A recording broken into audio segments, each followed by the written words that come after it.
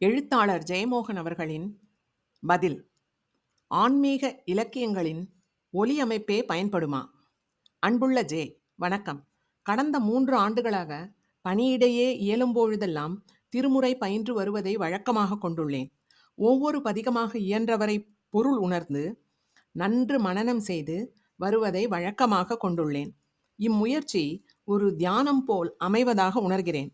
சமீபத்தில் திருமுறைகளின் ஆர்வமுடைய ஒரு உறவினரிடம் உரையாடும் பொழுது, தான் திருமுறைகளை தினமும் 3 அல்லது 4 மணி நேரம் பண்ணுடன் பாடி வருவதாகவும் அவர் கூறினார்.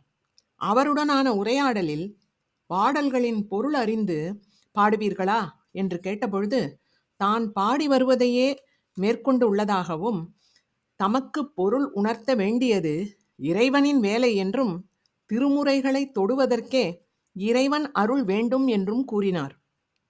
இதுபோன்று வைதீக மரபில் ஆர்வமுடைய நண்பர் ஒருவர், சம்ஸ்கிருத ஸ்லோகங்களை ஓதுவதே போதுமானதென்று, பொருளறிந்து ஓத வேண்டும் என்பது அவசியமில்லை, அந்த ஒலிக்கே பயனுண்டு என்று கூறுகிறார்.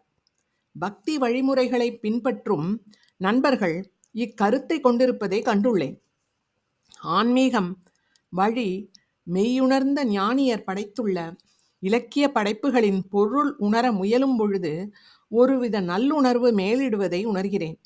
இத்தகைய நிலையில் பொருள் உணர்ந்து கொள்வது அவசியமில்லை என்னும் கருத்தை பற்றி தங்கள் கருத்தை அறிய ஆவலாக உள்ளேன். அன்புள்ள நண்பருக்கு, இக்கருத்து இந்தியாவில் நீண்ட காலமாக இருந்து வரும் ஓர் அடிப்படை கொள்கை ஒன்றின் எளிமைப்படுத்தப்பட்ட வடிவம். அந்த அடிப்படை கொள்கையை விருப்பப்படி திரித்து சமகால அறிவியலை எல்லாம் கண்டபடி கலந்து இதை உருவாக்கி கொண்டிருக்கிறார்கள். இன்று இது ஒரு வகை மூட நம்பிக்கையால் ஆனதால் இத்துடன் விவாதிக்கவும் முடியாது.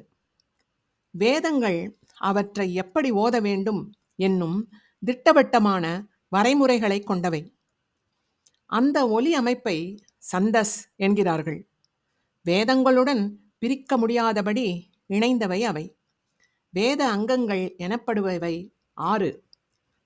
சிக்ஷா எனப்படும் உச்சரிப்பு பயிற்சி, வியாக்கரணம் என்பது இலக்கணம், நிருத்தம் என்பது சொல்லிணைவு, ஜோதிஷம் என்பது வேள்விக்குரிய சரியான நேர கணிப்பு, கல்பம் என்பது வேள்விச்சாலை, வேள்விக்களம் அமைத்தல். அவற்றில் ஒன்று சந்தஸ். வேதங்கள் அவற்றின் தொன்மையால் முதன்மை பெறுபவை. பல 1000 ஆண்டுகளுக்கு முன்பு கிட்டத்தட்ட பழங்குடி வாழ்க்கை வாழ்ந்த நம் முன்னோரினும் முன்னோர் எப்படி பாடினாரோ அப்படியே இன்றும் பாடப்படுபவை என்பதே அவற்றின் முக்கியத்துவம். இன்று அப்படியே அதே ஒலி அமைப்புடன் பாடப்படும் அந்த அளவுக்கு தொன்மையான இன்னொரு நூல் மானுடத்தில் இல்லை. அதைவிட தொன்மையான நூல்கள் கிடைத்துள்ளன. உதாரணமாக எகிப்திய நூல்கள். ஆனால் அவை எல்லாமே சித்திர எழுத்துக்களாக பொறிக்கப்பட்டவை, எழுத்துக்களை ஊகித்து படிக்கப்பட்டவை. அன்றும் இன்றும் மாறாதபடி ஒலிப்பவை வேதங்களே. அவ்வண்ணம் அவை மாறா ஒளியுடன் நீடித்திருப்பதற்கு காரணம் அவற்றுடன் இணைந்த 6 நெறிகளே. அவற்றை மீறக்கூடாத ஆணையென கொண்டு வேதியர் ஒருவரிடமிருந்து ஒருவர் கற்று திரும்ப திரும்ப ஓதி எல்லா சூழ்நிலைகளிலும் பிடிவாதமாக தக்க வைத்துள்ளனர். வேத ஓசை இந்துக்களுக்கு மட்டும் பெரும் மரபு செல்வம் அல்ல, மானுட குலத்திற்கே பெரும் கொடை அது. ஆய்வாளர்களுக்குரிய தீராத பொற்சுரங்கம். இந்தியாவிலுள்ள எந்த ஒரு நூலும் வேதங்களை விட 2000 ஆண்டுகளாவது காலத்தால் பிந்தியவை. உபநிடதங்கள் கூட. வேதங்களின் மொழி அமைப்பு, பேசு பொருள் ஆகியவையே அவற்றின் தொன்மையை காட்டும். அவற்றை அத்தொன்மைக்காகவே மானுடம் என்னும் மாபெரும் தொகுப்புடன் நம்மை தொடுத்து கொள்ள தொப்புள் கொடியாக நாம் கருதுகிறோம். நாம் கண்டுள்ள இந்த மானுட பண்பாடு அதிகபட்சம் 10,000 ஆண்டு தொன்மையானது. அதற்கு அப்பாலுள்ள பல 10,000 ஆண்டு காலங்களில் நாம் கற்கால மானுடராக வாழ்ந்தோம். அந்த அடித்தளத்துடன் நம்மை இணைப்பவை வேதங்கள். ஆகவேதான் அந்த ஒலி முக்கியமானது. அந்த ஓசை இந்த அறிவியல் நுகர்வு காலகட்டத்தைச் சேர்ந்த என்னை மிக மிக தொன்மையான என் பழங்குடி பண்பாடு என்னும் அடித்தளத்துடன் ஆழ் உள்ளத்தால் இணைக்கிறது. என்னை என் முன்னோரின் கனவுடன் பிணைக்கிறது. என் அகத்தின் காலத்தை 10,000 ஆண்டு தொன்மை கொண்டதாக ஆக்குகிறது. அதன் வழியாக என்னை அழிவற்றவனாக மாற்றுகிறது. எழுத்துக் கலைஞனாகவும் வேதாந்தம் சார்ந்த மெய்நாடியாகவும் எனக்கு அந்த ஆழ் உள்ள இணைப்பு மிக மிக முக்கியமானது. அது எண்ணி விரிவாக்க வேண்டியது அல்ல, ஊசாவி தெளிவு கொள்ள வேண்டியதும் அல்ல. அது ஒரு நுண்ணுணர்வு தொடர்பு. ஒற்றை கனவு பெருவெளியில் இணைந்து கொள்ளுதல். அது தேவையில்லை என மறுப்பது மிக எளிது. அவர்களிடம் பேசி நிறுவி ஏற்கச் செய்ய முடியாது. சில நுண்ணிய அக நிகழ்வுகள் உணர்ந்தால் ஒழிய அறியப்பட முடியாதவை. அத்துடன் அந்த ஒலி சிந்தனை நிலை பெறாத மானுடத்தின் குழவி பருவத்தில் உருவான ஒன்று. திட்டமிட்டு உருவாக்கப்பட்டது அல்ல, இயற்கையிலிருந்து பெறப்பட்டது. எப்படி அதை அடைந்தனர் என்பதே நமக்கு தெரியாது. வேதங்களின் ஒலியில் தவளைகளின் ஓசை உள்ளது, இடியின் ஓசை உள்ளது, பல நூறு இயற்கையின் ஓசைகளின் தன்னியல்பான திரட்சி அது. ஆகவேதான் அது அபௌருஷேயம், மானுடம் மீறிய ஒலி எனப்படுகிறது. அக்காரணத்தாலேயே ஆன்மீகமான ஆழ் உணர்வு ஒன்றால் மீட்டப்படுவது அது. தியானம் யோகம் பயில்வோருக்கு அது மிகப்பெரிய ஆழ் நிகழ்வாக ஆகக்கூடியது. எளிய மக்களுக்கு மங்களத்தை அருள்வது. ஆகவே அனைவருக்கும் உரியது அது. அண்மையில் ஒருவர் அவருடைய பாரம்பரிய இல்லத்தில் சில சாவுகளுக்கு பின் அந்த இல்லத்தில் வாழ முடியாத உளநிலை உருவாகியது என்றார். நான் அவரிடம், ஒரு மரபான சிறு வேள்வி நிகழ்த்துங்கள், வேதம் ஒலிக்கட்டும், மங்களம் நிறையும் என்று சொன்னேன். அவ்வாறே நிகழ்ந்தது.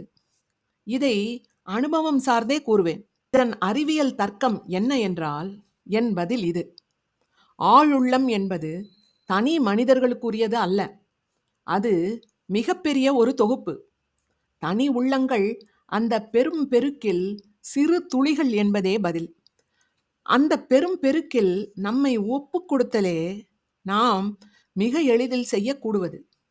வேதங்களில் உள்ளது இப்புவியில் மிக மிக தொன்மையான காலகட்டத்தில் நிகழ்ந்த வேண்டுதல்கள், அதன் மங்களங்கள். இதே வரிகளை எல்லா மதங்களை பற்றியும் சொல்ல முடியும்.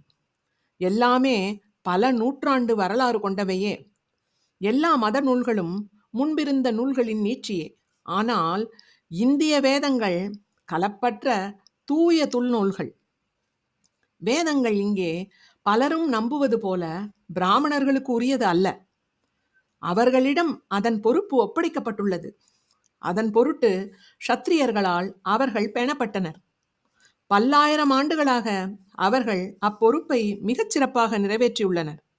அப்படி ஒப்படைக்கப்பட்ட பொறுப்பை உலகளவில் விடாப்பிடியாக நிறைவேற்றிய ஒரே மரபுக்குழு இந்திய வேதியர்கள் மட்டுமே. எஞ்சியிருக்கும் தொல்நூல்கள் இந்திய வேதங்கள் மட்டுமே. வேதங்களின் இறுதியில் மட்டுமே பிற்காலத்திய தத்துவ வளர்ச்சிக்கு அடித்தளமான அமைந்த ஞான தரிசனங்கள் கவிதைகளாக வெளிப்படுகின்றன. மிக பெரும்பாலும் வேதங்கள் நம் தொல் மூதாதையரின் எளிமையான வேண்டுதல்கள் மட்டுமே. ஆகவே வேதம் என்பது பெரும்பாலும் அந்த ஒலி அமைப்பே. ஆனால் இந்து மரபில் வேதங்கள் தவிர எந்த நூல்களுக்கும் மாறாத ஒலி அமைப்பு இல்லை. வேதங்களை தொடர்ந்து வந்த உபநிடதங்கள் கூட, தத்துவ நூல்களான வேதாந்த சூத்திரங்கள், கீதை போன்றவற்றுக்கு மாறா ஒலி அமைப்பு இல்லை. அவற்றையெல்லாம் செய்யுள் வடிவில் அமைந்தவை. செய்யுள் என்பது ஒலி ஒழுங்கு கொண்டது. எளிமையான நினைவில் நிற்பதற்கு அளிக்கப்பட்டுள்ள ஒலி அமைப்பு அது. மற்ற எல்லா நூல்களுக்கும் இது பொருந்தும். ஆனால் மந்திரங்களுக்கு மாறா ஒலியமைப்பு உண்டு. குறிப்பாக பொருளற்ற மந்திரங்கள் ஓம், கிரீம், ரீம், ஸ்ரீம் போன்றவை. அவற்றுக்கு புரிந்து கொள்ளக்கூடிய உட்பொருள் எதுவும் இல்லை. அவை அந்த ஒலிக்காகவே ஓதப்படுபவை. அந்த ஒலி உருவாக்கும் அகம் சார்ந்த பயணங்களே அவற்றின் பயன். மறைஞான சடங்குகள் மற்றும் வழிபாடுகளில் அவை பயன்படுத்தப்படுகின்றன. இச்சூழலில்தான் நீங்கள் சொன்ன பேச்சுக்கள் எழுகின்றன. வேதங்கள் மற்றும் மறைஞானவியலின் மந்திரங்கள் எப்படி வெறும் ஒலிக்கென்றே உணரப்படுகின்றனவோ அப்படியே அனைத்து மத நூல்களையும் கூறுகின்றனர் இவர்கள். இந்த பிற்கால மத நூல்களுக்கான ஒலி என்பது திட்டவட்டமான வரையறை செய்யப்பட்டது அல்ல. அவை காலந்தோறும் மாறி வருபவை. பல நூல்களுக்கான ஒலியமைப்பு என்பது மிக அண்மை காலத்தியது. சில நூல்களின் ஒலி அந்த செய்யுள் வடிவிலேயே உள்ள ஒன்றுதான். ஆகவே அவற்றின் ஒலியே போதும் என்பது எவ்வகையிலும் அறிவார்ந்த கருத்து அல்ல. இந்த அறிவு திரிபை செய்பவர்கள் அதற்கு நவீன அறிவியலின் கருத்துக்களை திரித்தும் பிழையாக ஆக்கியும் பயன்படுத்துகிறார்கள். அதிர்வலைகள் போன்றவை எல்லாம் நவீன அறிவியல் கருத்துக்கள். அவை ஒலிகளின் புறவயமான இயற்பியல் பண்புகளை மதிப்பிடுவதற்குரியவை. அவற்றுக்கும் மொழியும் இசையும் உருவாக்கும் அகநிகழ்வுக்கும் எந்த தொடர்பும் இல்லை. அப்படி இணைப்பது முழுமையான அசட்டுத்தனம் மட்டுமே. உபநிடதங்கள், கீதை, 4000 திவ்ய பிரபந்தம், சைவ திருமுறைகள் போன்றவை உணர்ந்து ஓதுவதற்கு உரியவை. அவற்றுக்கான கல்வி முறை மிக திட்டவட்டமாக மரபால் வகுக்கப்பட்டுள்ளது. மனனம், சுவாத்தியாயனம், தியானம் என அவை 3 படிநிலைகள் கொண்டவை. மனப்பாடம் செய்தல், பொருள் உணர்தல், தியானித்து ஆழுள்ளத்திற்கு கொண்டு செல்லுதல் என்னும் 3 வகை செயல்பாடுகளால் உள்வாங்க வேண்டியவை. வெறுமே ஓதுவோம் என்றால் முன்னோர் பகுத்தவற்றை மறுத்தல்தான். சரி, உண்மையில் ஒருவர் அறியாமையால் பொருள் உணராமல் ஓதி வருபவர் என்றால் அது முற்றிலும் பயனற்றதா?